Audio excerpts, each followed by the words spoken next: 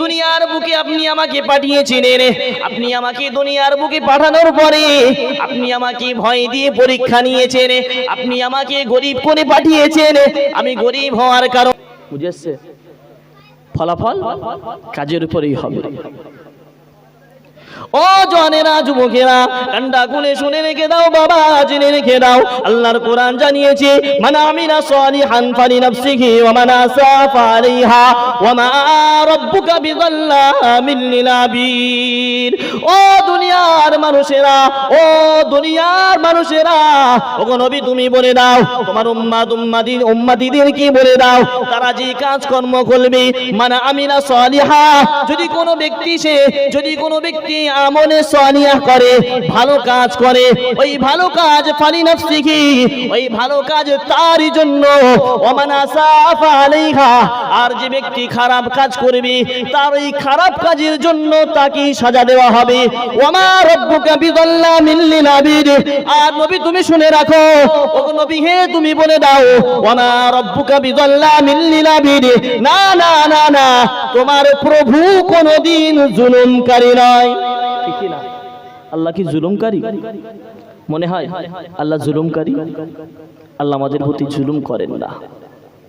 ও জওয়ানেরা, যুবকেরা, কান্ডা গুনে শুনে রেখে দাও বাবা, জেনে রেখে দাও, আমি ছোট মানুষ, খুব বেশি জ্ঞান আমার নেই, আমি ছোট মানুষ, খুব বেশি যোগ্যতা আমার নেই। আমার এই জ্ঞানের দ্বারা, আমার এই যোগ্যতার দ্বারা আপনাদেরকে হেদায়েতের পথ দেখাবো, এতটা ইলম আমি এখনো অর্জন করতে পারিনি। যতটুকু অর্জন করতে পেরেছি আপনাদের সম্মুখে বলছি। ও জওয়ানেরা, যুবকেরা, হযরত আব্দুল্লাহর কথা মনে পড়ে যায়।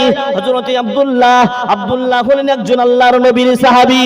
ও জওয়ানেরা, যুবকেরা, তৎকালীন জামানায় রোম পারস্য এই দুটো ছিল সব থেকে আপনার উচ্চতর রাষ্ট্র। আজকে যেমন আমরা দুনিয়ার বুকে দেখি, আমাদের মধ্যে যেমন আমেরিকা, চীন, জাপান ইত্যাদি ইত্যাদি এমন বড় বড় দেশ রয়েছে, তারা আমাদেরকে কন্ট্রোল করে। আমাদের ভারত কেন টোটাল বিশ্বটাকে তারা কন্ট্রোল করছে। তৎকালীন জামানায় রোম এবং পারস্য তারা ছিল কন্ট্রোলকারী। সেই জামানায় রোম এবং পারস্য তারা খ্রিস্টান দেশ, খ্রিস্টান রাষ্ট্র হওয়ার কারণে আল্লাহর নবীর সাথে তারা যুদ্ধ ঘোষণা করলো। আল্লাহর নবীর সাথে যুদ্ধ ঘোষণা করলো। আল্লাহ পাকের নবীর জামানা খতম হয়ে গেল। হযরত ওমর ফারুক রাদিয়াল্লাহু তাআলা আনহুর জামানায় এসে সামনাসামনি আপনার রোমেদের সাথে যুদ্ধ হবে। এমন তো অবস্থায় ওই রোমের বাদশা পারস্যের রোমের বাদশা ওই তার প্রজাদেরকে, তার সৈন্যদলকে ঘোষণা করলো, ও আমার সৈন্যদলেরা, চলে যাও চলে যাও চলে যাও, তোমরা ওই মুহাম্মাদের দল থেকে একটা কাফেলাকে তোমরা জীবিত ধরে আনবে। আমি তাদের ঈমানটাকে পরীক্ষা করব। তারা যে মুহাম্মদকে মানে, তারা যে আল্লাহকে মানে, কতটা মানে, কেমন করে তারা মানে। আস্তে আস্তে মুহাম্মাদের দলে এত লোক কেন যোগ দিচ্ছে? আস্তে আস্তে মুহাম্মাদের নিয়ে আসা ধর্মের উপরে এত কেন মানুষের প্রভাব পড়ছে? ওই মুহাম্মাদের কাফেলা থেকে একটা জীবন্ত কাফেলা ধরে আসবে। রোমের বাদশা এই অর্ডার করলেন। যথারীতি যুদ্ধের ময়দানে গেলেন। হযরত আব্দুল্লাহ রাদিয়াল্লাহু তাআলা আনহু ওনার ওই কাফেলাকে পাকড়াও করলেন। জীবিত অবস্থায় রোমের বাদশার সামনে নিয়ে গেলা হলো। রোমের বাদশা বলছে, আব্দুল্লাহ শোনো, তুমি যদি মুহাম্মদকে ছাড়ো তাহলে আমার এই রোমের অর্ধেক রাজ্য তোমার নামে লিখে দেব, এবং আমার এই যে সুন্দরী একমাত্র মেয়ে, এই মেয়ের সাথে তোমার বিবাহ দেব। আচ্ছা বলেন, আপনি হলে কি করবেন? বলেন আপনি হলে কি করবেন? সামান্য 500 টাকার জন্য জুমার নামাজ ছেড়ে দিই? ছাড়ি না বাপ। আর ছাড়ি কি বলে? ভুল হচ্ছে আপনাদের গ্রামে সবাই মানে জুমার নামাজ পড়ে নাকি? কেউ জুমা ছাড়ে না। আল্লাহর নবী 1000 বছর আগে জানালেন, মান তারাকা সালাসা জুমাআতিন মিন গায়রি উযরিন কুতিবা মিনাল মুনাফিকিন। আল্লাহর নবী 1000 বছর আগে ঘোষণা করলেন, যে ব্যক্তি বিনা কারণে 3টে জুমা ছেড়ে দেবে, ওই ব্যক্তির নাম মুনাফিকের খাতায় লেখা হবে। কোথায় লেখা হবে বাবা? মুনাফিকের খাতায়। আচ্ছা, মুনাফিক হলে জান্নাতের সবথেকে আলা দরজার ঘর পাবে নাকি? আলা দরজা মানে বোঝেন তো, সবথেকে মানে উপরে কোয়ালিটি। কি বলে? আরে আরবিতে বলে আলা, মানে উপরের কোয়ালিটি। আলা কোয়ালিটির জান্নাত পাবে তো নাকি মুনাফিকরা? কি বাবু? সেটাও আল্লাহ পরিষ্কার করলেন, ইন্নাল মুনাফিকিনা ফিদ দারকিল আসফালি মিনান নার। ও জওয়ানেরা, যুবকেরা, ও দুর্গা মণ্ডপের চাচাজিরা, আমি আপনাদেরকে পায়ে হাতে রেখে বলতে চাই বাবা, আমি ছোট মানুষ, খুব বেশি জানি না, তারপরেও বলি আল্লাহর নবী 1000 বছর আগে ঘোষণা করলেন, মান তারাকা সালাসা জুমাআতিন মিন গায়রি উযরিন কুতিবা মিনাল মুনাফিকিন। যদি কোন উম্মতি 3টে জুমা ছেড়ে দেয়, তার নামটা আর মুসলমানের খাতায় থাকে না, তার নামটা মুনাফিকের খাতায় লিখে দেওয়া হয়।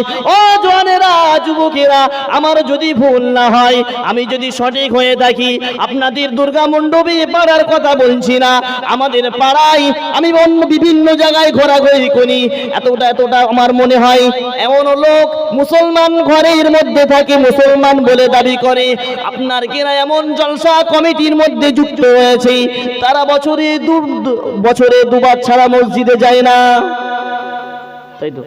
দুটো ঈদ আছে, এরম যন্ত্র আছে আপনাদের গ্রামে? আচ্ছা, হ্যাঁ, থাকবেই তো, থাকবে না? আমরা তো মানুষ না? রাসূল তো বলে গেছে, কুল্লু বানি আদম খাত্তাউন, প্রতিটি আদম সন্তান গুনাহগার। এই এক হাদিসে সব জব্দ। আর মাওলানা বলে, মান ক্বালা লা ইলাহা ইল্লাল্লাহ ফাদাখালাল জান্নাহ, যে ব্যক্তি লা ইলাহা ইল্লাল্লাহ বলল, সে ব্যক্তি জান্নাতে যাবে। শুনেছেন এই হাদিস? এই হাদিস সব আমার চাচাদের মুখস্থ, কিন্তু বা জান্নাতে তো যাবে। তার আগের পানিশমেন্টের খবরটা শুনেছ?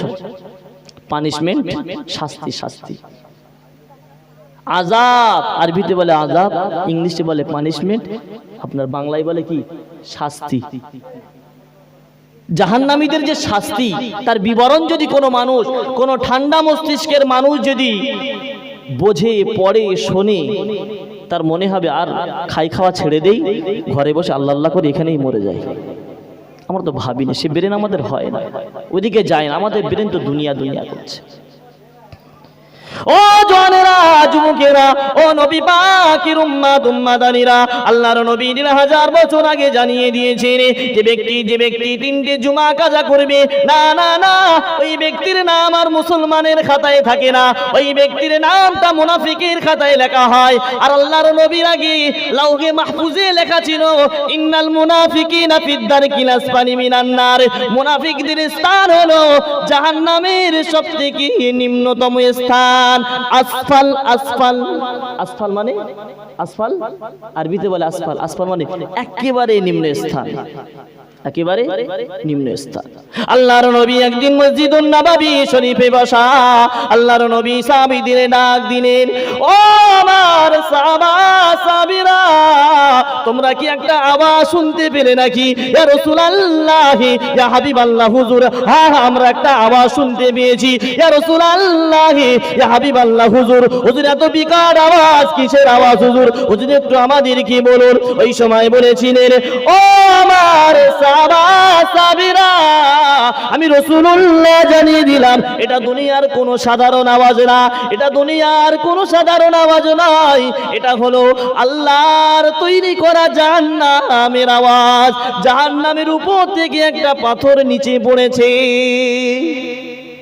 জাহান্নামের উপর থেকে নিচে পড়েছে, সেই বিকট আওয়াজটা গোটা পৃথিবী শুনতে পেয়েছে। জাহান্নামের গর্ত কত জানেন? জানেন? শুনেছেন কোনোদিন জাহান্নামের? আমি একটু টপিক ছেড়ে এদিক ওদিক জলসা করছি, কোনো অসুবিধা হচ্ছে কি? আমি আপনাদের গ্রামের ছেলে তো, ওই জন্য একটু এলোপাতাড়ি করছি। যাই হোক, জাহান্নামের যে গভীরতা, আল্লাহ রাসূল বলছেন, জাহান্নামের উপর থেকে যদি একটা পাথর ফেলে দেওয়া হয়, ওই পাথরটা নিচে পড়তে পড়তে 70,000 বছর সময় লাগবে। আল্লাহু আকবার বলেন। কত বছর বলেছি ভাই? 70,000 বছর।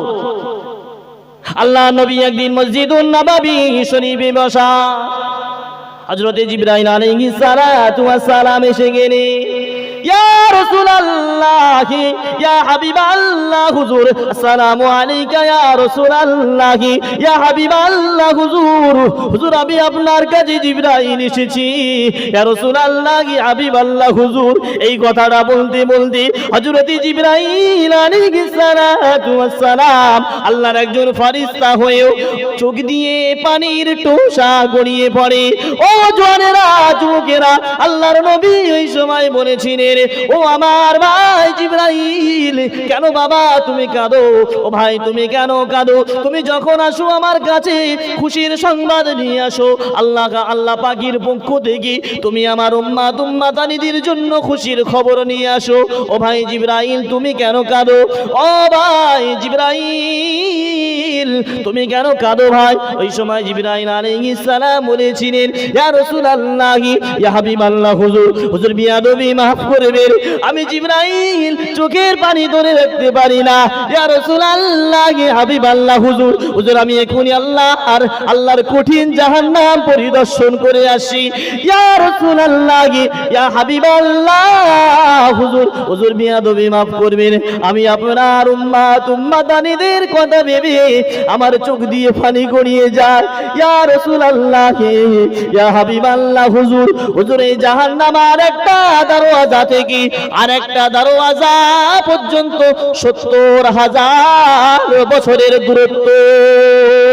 আল্লাহু আকবার বলেন। এই সৃষ্টি কার? আচ্ছা, সৃষ্টি কার জন্য তৈরি করেছে?